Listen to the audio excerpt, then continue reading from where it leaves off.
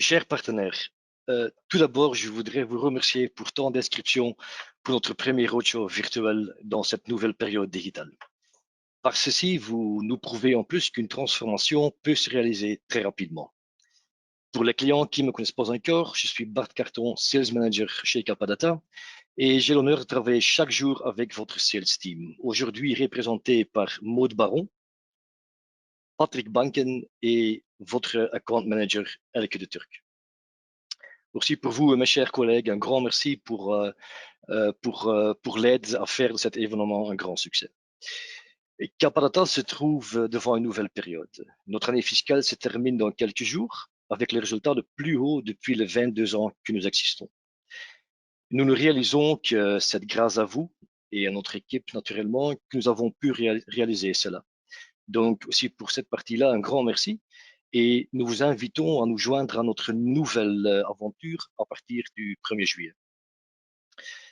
Ces derniers mois, nous avons appris qu'il faut se préparer pour le nouveau normal, notamment le home working sera de plus en plus le norme. Pour nous, c'était donc assez facile de créer un agenda assez intéressant.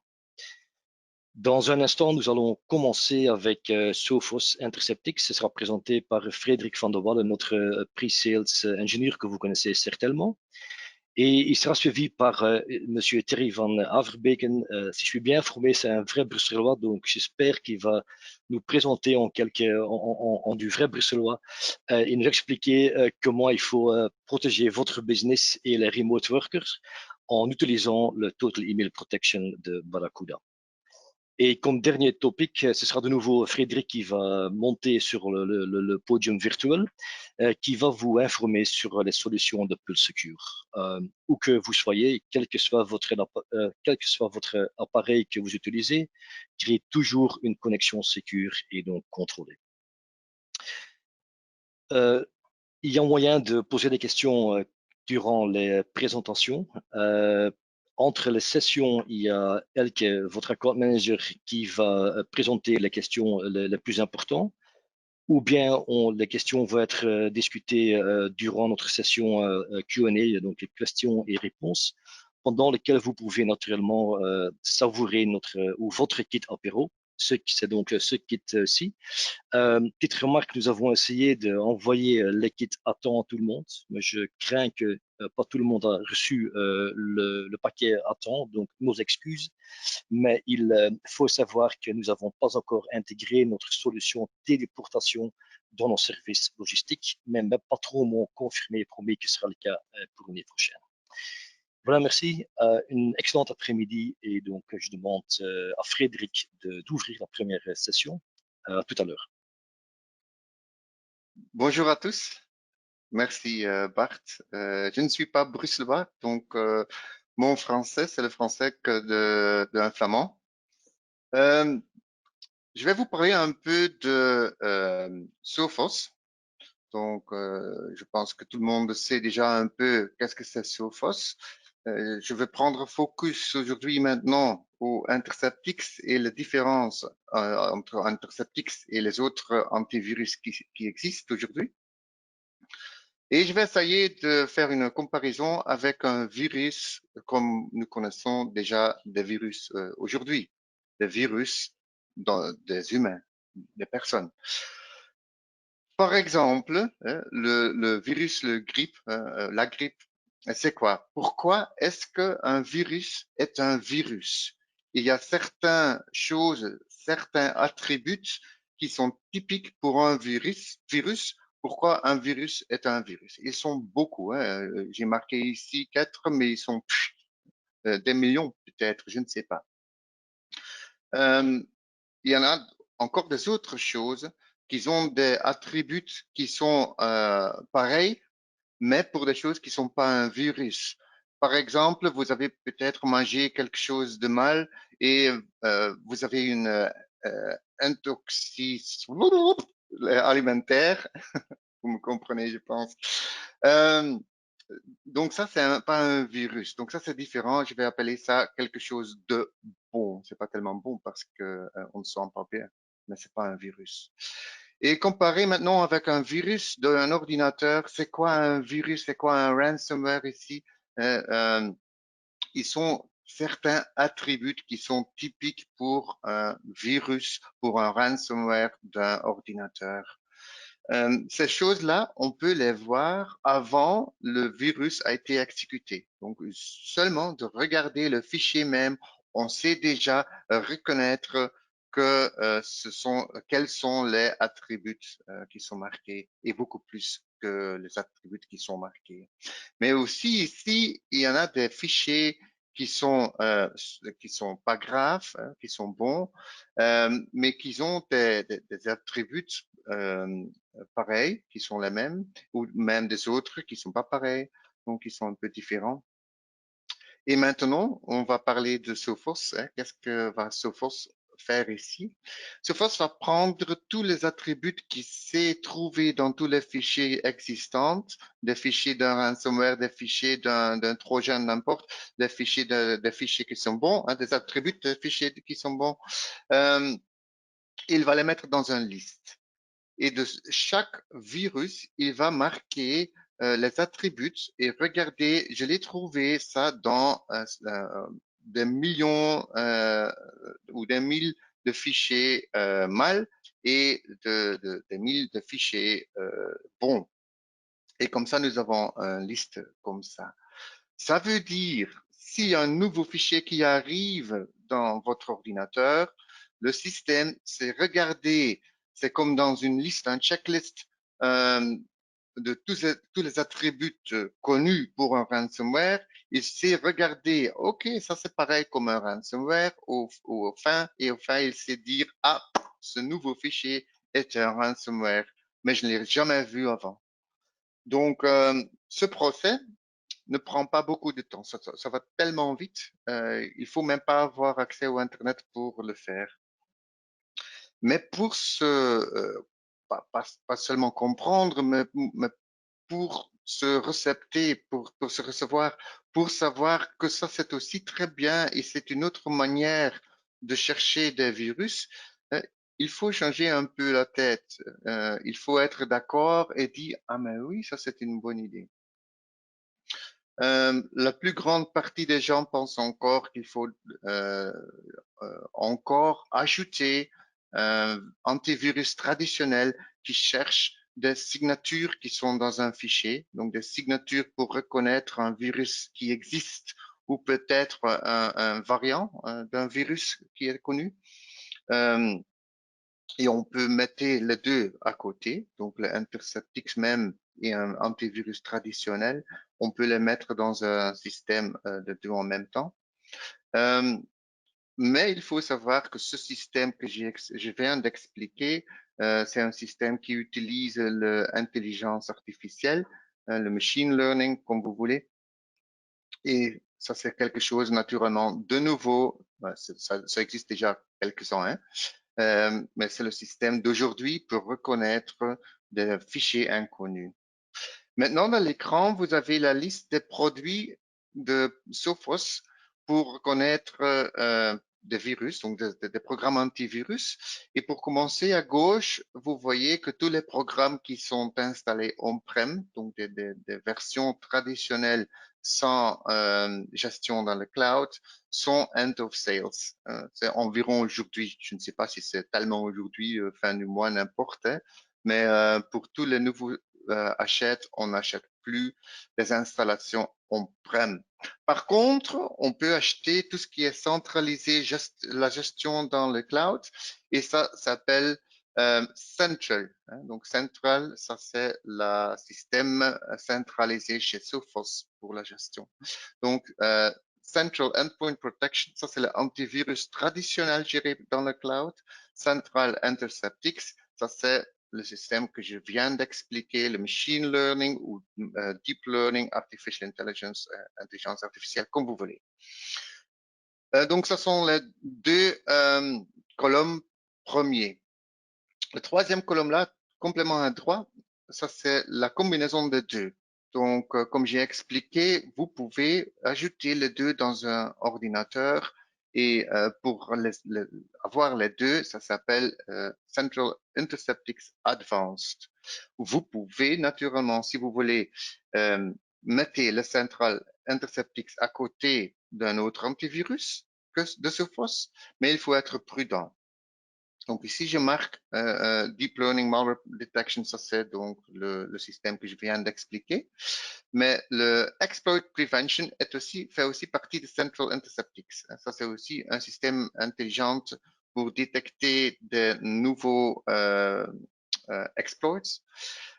Mais ça peut conflicter avec des antivirus existants. Donc, si vous voulez l'installer à côté d'un autre antivirus, il faut regarder peut-être un des deux doit être déconfiguré, le parti Exploit Prevention. Mais comme vous voyez dans Central Interceptics, il y a encore beaucoup d'autres choses dans le système, comme par exemple le CryptoGuard. C'est quoi le CryptoGuard? C'est un système de un delete, je vais dire. C'est pas vraiment un backup ou un restore. Il y en a encore des autres produits qui ont un système pour récupérer des fichiers qui sont encryptés. Parce que même avec un produit antivirus, on ne sait jamais. Hein. Donc, si, disons que vous avez une infection d'un ransomware, tout a été encrypté, vous pouvez décrypter, enfin, c'est pas vraiment décrypter, vous pouvez retrouver votre fichier original par utiliser le CryptoGuard. La différence avec CryptoGuard et les autres produits est que CryptoGuard utilise son propre système de sauver, récupérer, snapshotting. Mais par contre, les autres peuvent utiliser le VSS de Windows même. C'est un système intégré dans Windows, donc le système ne fait que demander au Windows de retrouver l'ancienne version du système, du fichier. Mais les ransomware le sait aussi, le savent aussi. Donc, le ransomware va éliminer ce système, va faire un disable du système VSS et après il va commencer d'encrypter et les fichiers sont foutus. Ici, avec le CryptoGuard, parce qu'il utilise son propre système, le antivirus ne le connaît pas et il ne sait pas l'éliminer. Ici, on a aussi le Synchronized Security Heartbeat. Je vais encore expliquer beaucoup de ça plus tard dans cette présentation, mais comme vous voyez, c'est dans tous les produits de Endpoint. Donc, même si vous installez le Central Interceptics à côté d'un autre antivirus, vous avez déjà le Synchronized Security Heartbeat qui va vous donner des autres choses que je vais expliquer plus tard. Maintenant, dans l'écran, c'est le nouveau tableau du Interceptix. Tout est marqué dedans, ça veut dire il y a encore une quatrième produit qui s'appelle Interceptix Advanced with EDR, avec EDR en dessus. C'est quoi ça? C'est Endpoint Detection and Response. Il va faire des choses après il y avait une infection d'un virus. Donc, je vais aller à bas. Complètement en bas, vous voyez plusieurs choses qui font partie de EDR. Par exemple, le petit screenshot que vous avez vu avec les couleurs pour voir quel attribut a été vu dans des fichiers bons, dans des fichiers mal, ça fait partie de EDR. Pour analyser toutes les choses d'un virus, c'est tout en EDR. Pour isoler un système automatiquement, ça veut dire il a été infecté, il s'est coupé lui-même du réseau. Ça fait aussi partie de EDR, mais même le ingénieur peut le faire par main, aussi EDR. Vous avez la liste là dans l'écran. Aussi dans EDR, ça c'est aussi très intéressant, c'est savoir quels fichiers ont été infectés. Pas seulement les fichiers, parce que parfois ils sont tellement beaucoup, mais des fichiers qu'on appelle fichiers business, donc Word, documents Word, Excel, etc. Donc on peut prendre une liste, comme vous voyez à droite, c'est déjà un filtre. J'ai fait un export et puis j'ai fait un filtre et seulement marquer les business fichiers. Donc comme ça, vous pouvez regarder, est-ce que j'ai encore tous les fichiers? Peut-être ils sont infectés ou encryptés, on ne sait jamais. Et si nécessaire, si le système ne l'a pas fait lui-même, on peut le récupérer d'un backup ou de quelque part d'autre. Je vous ai déjà parlé un petit peu de Synchronized Security. Enfin, voilà, c'est ici. Synchronized Security, ça veut dire que tous les produits vont travailler ensemble. On ne peut pas parler de Sophos, soit du firewall, soit du endpoint, sans parler du synchronized security, parce que ça, c'est vraiment le unique selling point de Sophos. Et ça fait quoi? Parce qu'il y a beaucoup de produits ici maintenant dans l'écran, donc je vais pas aller en détail, mais donner un petit peu toutes les possibilités de synchronized security. Ici, c'est dans la liste. Je vais l'expliquer plus facile dans une autre manière. Disons que nous avons un petit schéma et en bas, il y a deux ordinateurs. À droite, presque au milieu, c'est le pare-feu. Ici, c'est un serveur. J'ai marqué un serveur. Si le serveur avait un agent dans n'importe où il est, disons que vous avez des serveurs sans agent, ça c'est aussi possible. On va le configurer comme ceci, donc dans une zone séparée. Disons que le PC qui s'appelle PC Alone devient infecté avec un virus. Euh, le client va devenir en rouge, hein, status red, euh, et les autres produits vont devenir informés. Donc, ce ordinateur va bloquer, j'ai changé le nom, vont bloquer le PC qui s'appelle PC Alone, pas PC Tom. Donc, le PC Fred va bloquer l'adresse MAC hein, au niveau technique du PC Alone. Et le firewall aussi, le pare-feu va aussi il va avoir un règle qui sait bloquer tout ce qui vient de ce ordinateur. Donc, comme ça, le PC Alone ne sait plus prendre accès au serveur. Dans le dashboard, on a déjà un petit overview de toutes les choses de Synchronized Heartbeat, tout centralisé dans le panneau. Euh, je vais passer ça. Pour la configurer, c'est tellement facile. C'est clic, clic et c'est fait. Et puis, on a le Heartbeat qui va fonctionner. Donc, ils vont parler un avec l'autre. Et le Synchronized Application Controller, c'est quoi ça? Je vais l'expliquer. Disons que vous avez un ordinateur qui fait quelque chose dans le web. Hein, ça peut être bon. Hein, ici, c'est pas malicious. Euh, ici, dans l'exemple, c'est j'utilise OneDrive qui va prendre accès pour synchroniser les fichiers, mais le firewall ne le connaît pas. Il va demander le firewall, j'ai une session dans un certain port, il va demander au client, est-ce que tu connais ce session et quel procès prend ce session? Et si vous voyez que c'est marqué, ça c'est le procès et il sait déjà le nom, mais nous pouvons le éditer, changer le nom, le mettre dans une catégorie comme nous voulons. Et puis après, tout le trafic qui va passer, donc ici par exemple, tout le trafic pour l'utilisateur prêt.admin, qu'est-ce que c'est? Ah, vous voyez ici l'application qui a été détectée par le firewall et liée avec le programme par utiliser le InterceptX. Celle-ci, cette configuration, ça c'est ce que j'ai expliqué pour bloquer les ordinateurs entre eux-mêmes. Ici, un petit exemple. À gauche, en rouge, c'est l'ordinateur qui va devenir infecté. À droite, c'est un autre ordinateur qui ne sera pas infecté. On peut faire des pings pour voir que tout est encore lié. On peut prendre accès au Internet et on a un agent qui est en statut vert. On va ouvrir un virus, clic, clic, et voilà, il a trouvé un virus. Qu'est-ce que nous voyons? Donc, les pings vont s'arrêter ici. Ne regarde pas ça, ça c'est quelque chose d'autre. On n'a plus accès au Internet. Et l'autre ordinateur à droite en bas, il sait que, il est informé que l'autre ordinateur a été infecté, donc il va bloquer tout ce qui vient de lui et en l'autre sens aussi. Pour les smartphones, on peut faire des choses un peu pareilles. On a besoin d'un status, par exemple, status red. Hein, il y a aussi un status orange, mais je parle seulement du status red.